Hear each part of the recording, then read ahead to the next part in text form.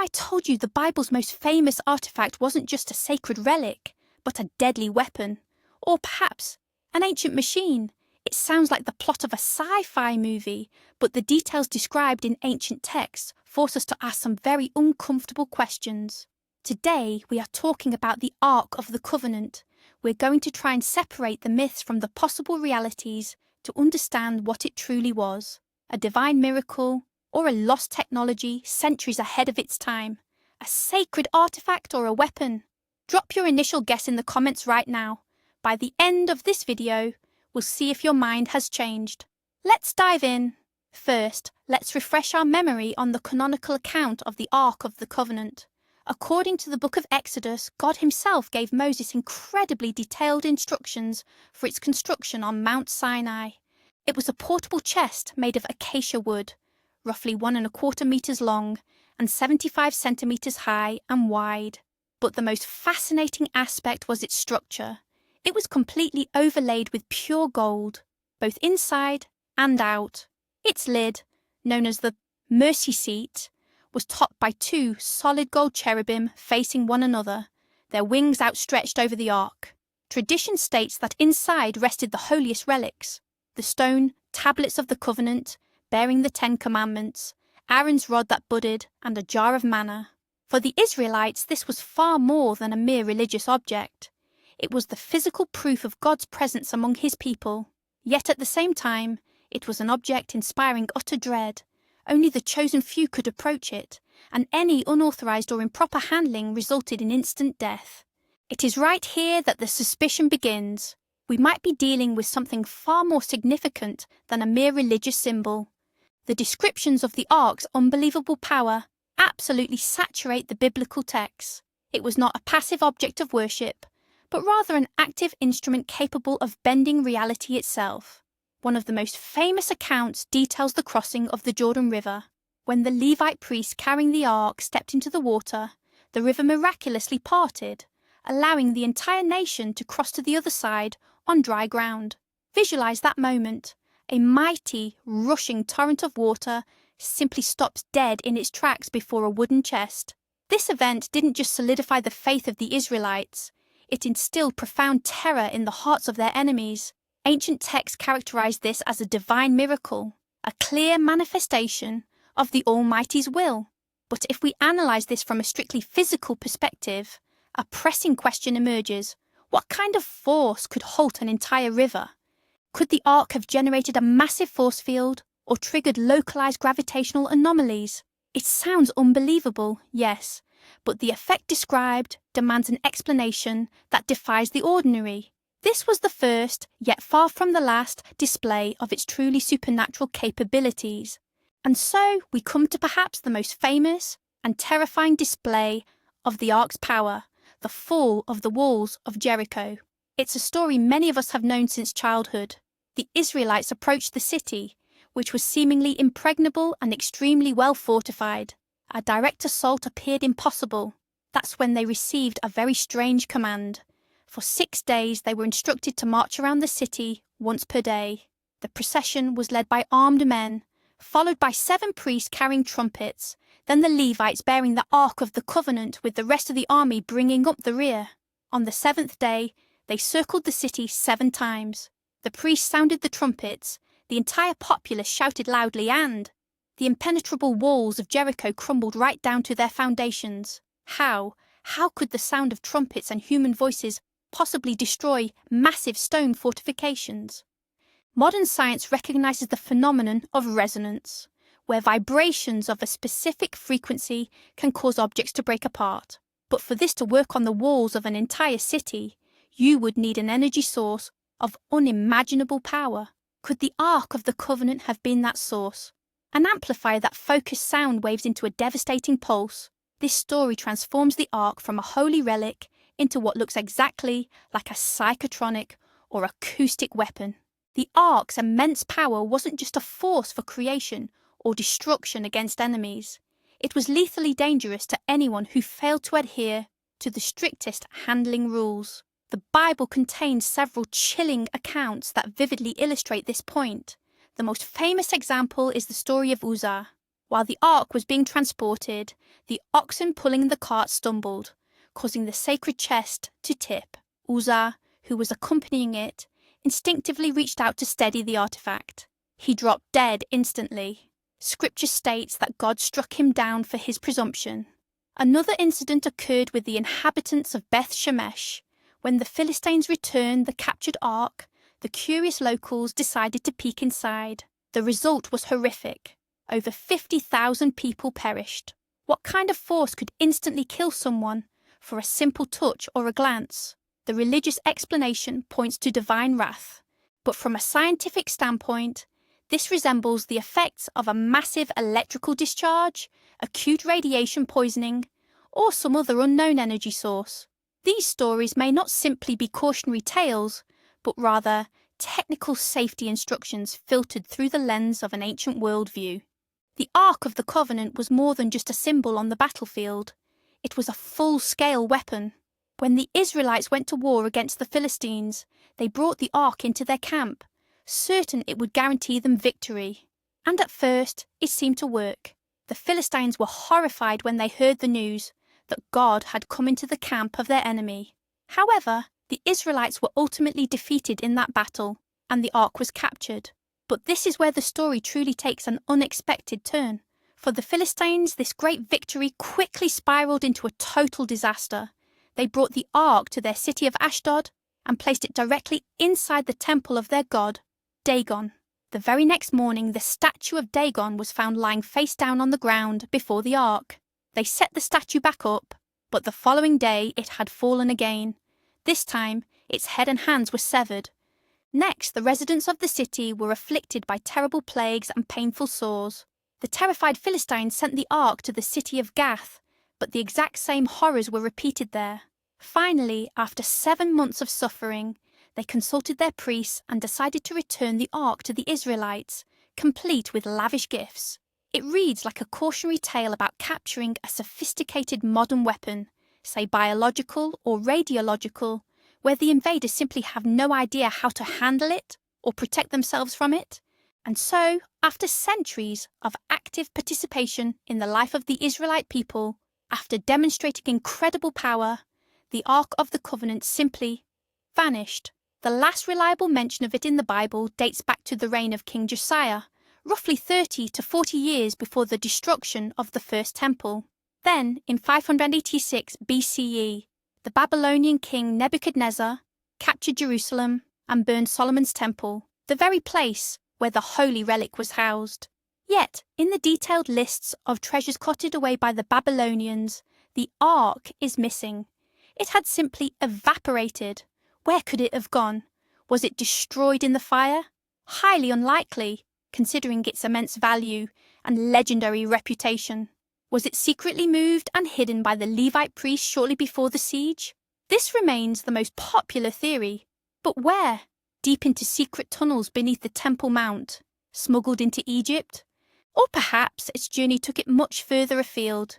This disappearance sparked one of history's greatest archaeological mysteries, becoming the starting point for countless theories, searches, and intense speculation that continue even today. Now let's set the Holy Scriptures aside for a moment and examine the Ark of the Covenant from an engineer's perspective. The first and most popular scientific theory suggests that the Ark was, in fact, a gigantic electrical capacitor. Let's break that down. What exactly is a capacitor? In its simplest form, it's two conductors separated by a dielectric, that is, an insulator. Now let's look at the description of the Ark. 2 layers of gold, an excellent conductor, inside and out with dry acacia wood, an excellent dielectric sandwiched in between. This is the classic design of a Leyden jar, one of the first electrical capacitors, invented only in the 18th century. But how could technology like this exist thousands of years earlier? This theory suggests that the Ark could have accumulated static electricity, the dry desert air, the friction of the priest's robes against the ground. All these factors could generate a static charge that was stored within the device. The golden cherubim atop the lid could have served as discharge points.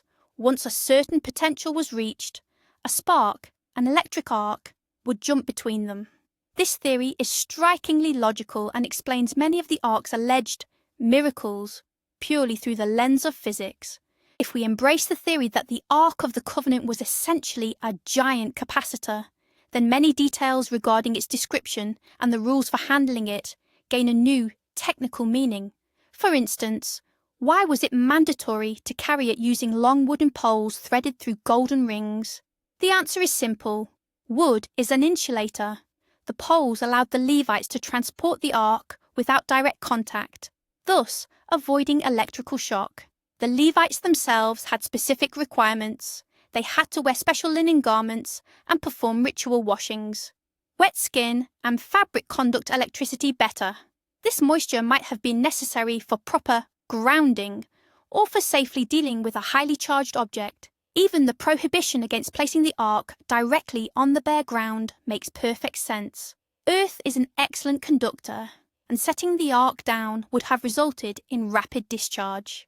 Keeping the Ark permanently in the Holy of Holies, an isolated chamber, would also have helped maintain its charge.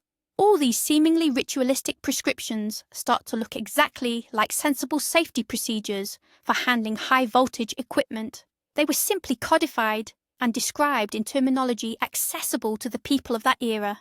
Capacitor theory offers a simple yet elegant explanation for the fatal incidents surrounding the Ark of the Covenant. Let's look back at the story of Uzzah, who touched the Ark to keep it from falling. If the Ark was essentially a powerful charge capacitor, then by touching it, Uzzah simply completed the electrical circuit through himself.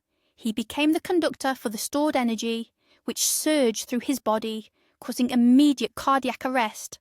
This wasn't divine punishment for impiety or disrespect, but rather a tragic accident resulting from a gross violation of safety protocol. The same principle applies to the people of Beth Shemesh, who peered inside.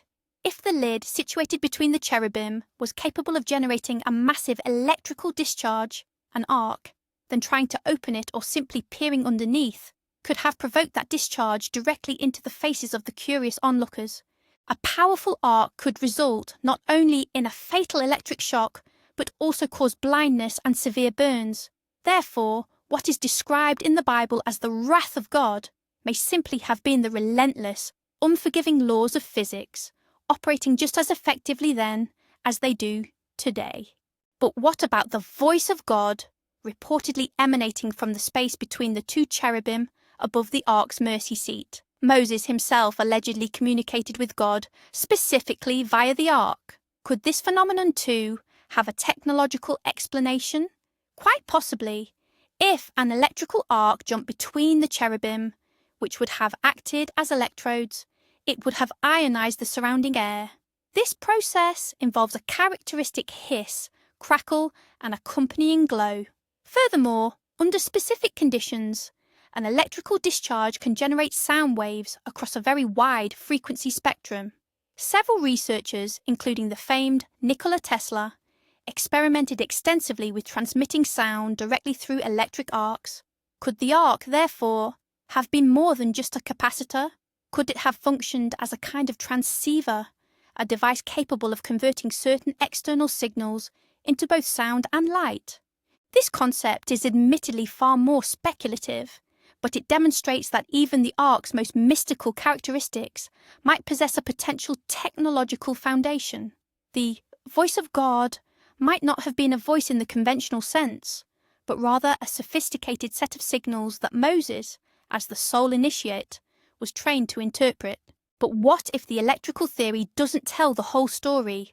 What if something far more dangerous and alarmingly modern was actually hidden inside the ark? The 20th century introduced an even more chilling hypothesis that the Ark of the Covenant was a container holding radioactive materials. Let's revisit the facts. We need to look closely at the story of the Philistines who captured the ark.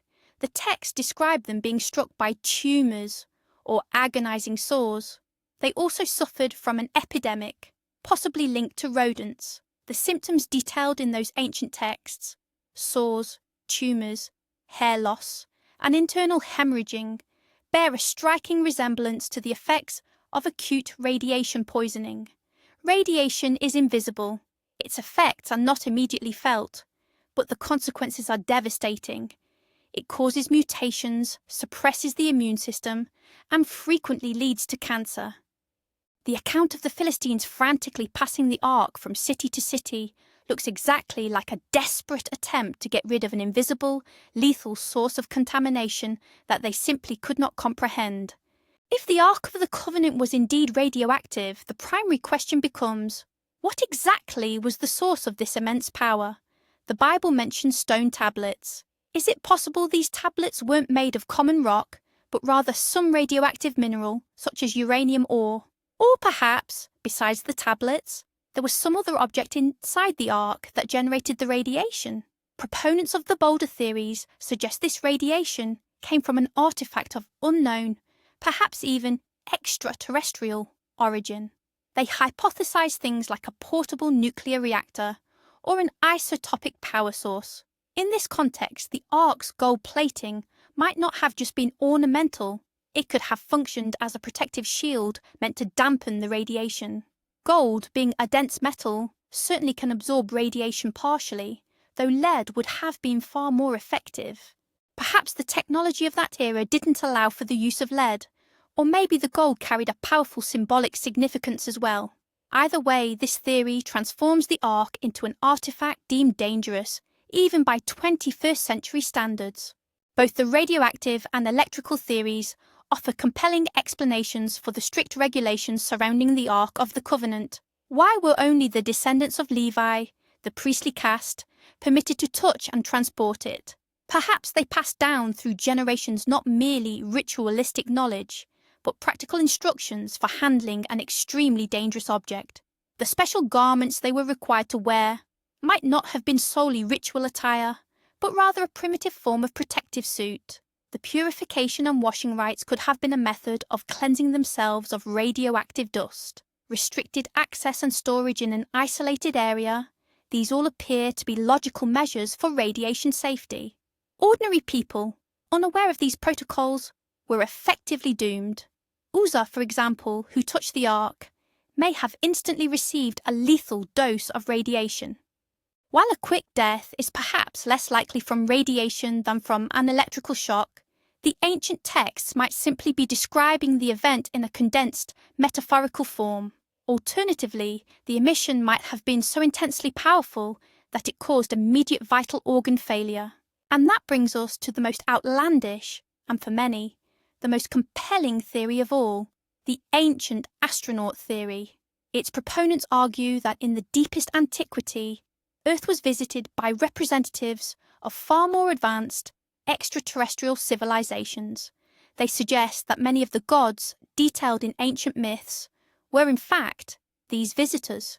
In this context, the Ark of the Covenant is not viewed as a man-made artifact crafted from divine blueprints. Instead, it is seen as a ready-made piece of advanced technology, either gifted or abandoned by these so-called gods. Who was this god who spoke to Moses from a peak enveloped in smoke, fire, and a sound like a mighty roar? Could this have been a spacecraft pilot with Mount Sinai serving as a designated landing pad?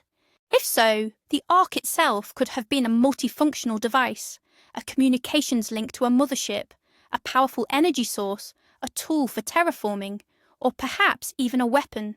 This would explain why its construction was so vastly superior to anything else made at the time, and why no one could ever replicate it.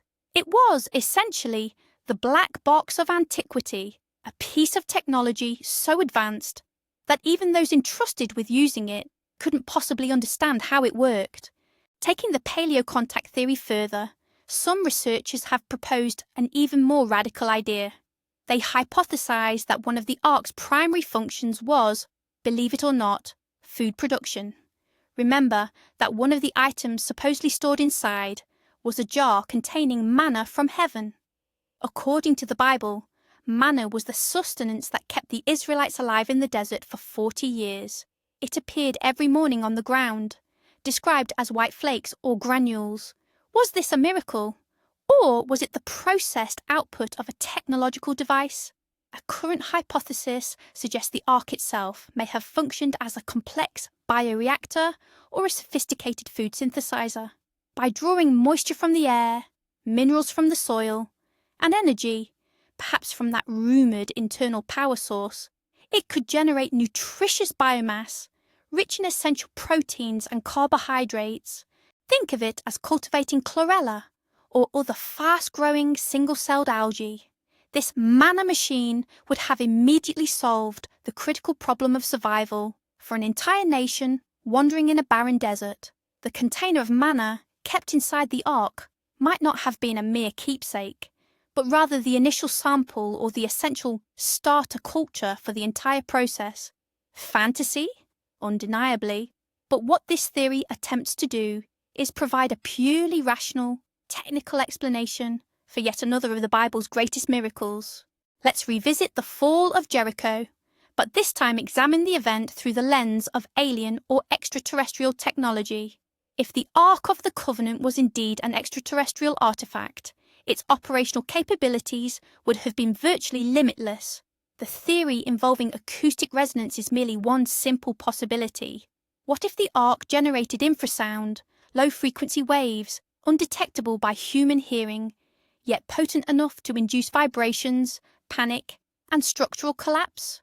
Or perhaps it emitted focused microwave pulses that heated and instantly shattered the molecular structure of the stone fortifications. A far bolder hypothesis involves localized gravity manipulation. The device could have momentarily nullified or drastically reduced the gravitational field surrounding the massive walls, causing them to instantly crumble under their own enormous mass. In this scenario, the blowing of the trumpets and the shouting of the people were merely ritualistic cover, a distraction, or perhaps the precise command sequence required to activate the technology. To ancient observers, this phenomenon would have appeared as pure, divine magic, the direct execution of God's will. But for a highly advanced civilization, this would have simply been the standard deployment of field engineering or sophisticated military-grade equipment. Once the Ark of the Covenant vanished from historical record, the quest to find it began. One of the most enduring and captivating legends links it directly to the Knights Templar. Founded in the early 12th century, this powerful military monastic order was based in Jerusalem for almost 200 years. Crucially, their headquarters sat right on the Temple Mount, the very site of Solomon's destroyed temple. Legend suggests that their primary hidden objective was not merely to protect pilgrims, but to conduct extensive archaeological digs. They were allegedly searching for treasures and sacred relics hidden deep within the temple's subterranean vaults. And, according to tradition, they succeeded. The Ark of the Covenant itself may well have been among these discoveries. Proponents of the theory argue that this discovery is what truly fueled the Templars' unbelievable wealth and rapid rise to power. However, following the Order's eventual destruction in the early 14th century, all its treasures, including the Ark, vanished completely. Where could they have taken it? The theories span a wide range. Scotland, home to the famous Rosslyn Chapel, which is steeped in enigmatic symbolism. Portugal, or perhaps even North America, centuries before Columbus's voyage. The search for the Templar treasure and the quest for the Ark remain two great historical mysteries, and it is highly possible they share a common solution. There is a truly unusual theory that attempts to link the Ark of the Covenant, the Knights Templar, and one of Christianity's most famous relics, the Shroud of Turin. The shroud is a linen cloth bearing the negative image of a man, widely believed to be Jesus Christ. Scientists still hotly debate how the image was formed. It wasn't painted, nor was it scorched. Rather, it appears to be the result of a subtle, almost instantaneous change in the structure of the linen fibres themselves. Now, some researchers, notably Christopher Knight and Robert Lomas, have hypothesized that the image on the shroud might have been created by a powerful burst of radiation. But what if the source of that radiation was the Ark of the Covenant? Legend holds that the Templars secretly venerated a mysterious head that allegedly granted them wisdom and wealth. Could this head have actually been a person subjected to the Ark's power? And was the shroud a sort of a photographic negative left behind by that incident? This theory neatly ties together three great mysteries, suggesting that the Ark possessed a power capable not only of destruction, but also of somehow imprinting images, almost like an ancient X-ray machine.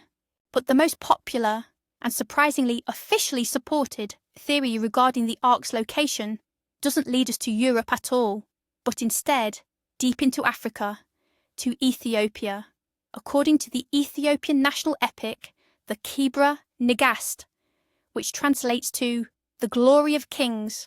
The famous Queen of Sheba was actually Ethiopian. She visited King Solomon in Jerusalem, and the two had a son, Menelik. When Menelik grew up, he travelled to Jerusalem to meet his father. Solomon acknowledged him as his son and wanted him to stay, but Menelik ultimately chose to return to his homeland. And here is where the story splits.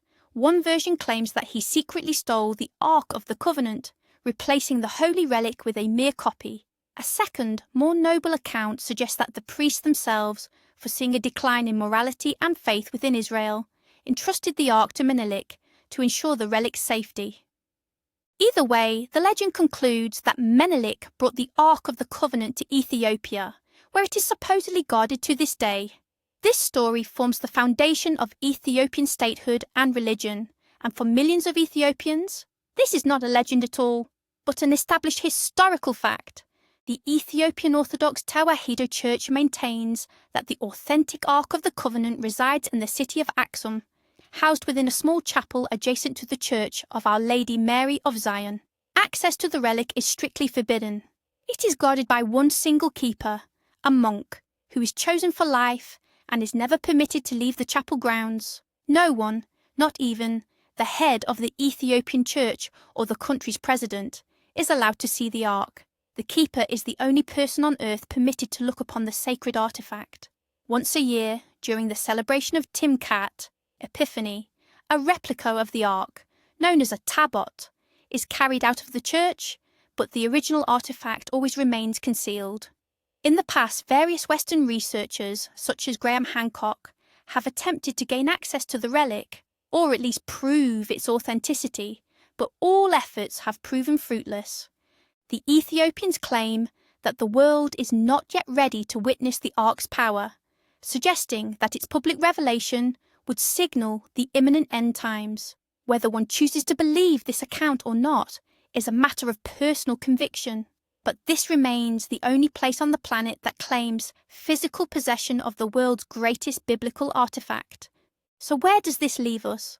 On one hand, we have this immensely powerful artifact, documented in ancient texts. On the other, a complete lack of physical proof that it still exists today. If the Ethiopians truly possess the Ark, why won't they present the evidence to the world? A simple scientific analysis could easily confirm or deny their claims.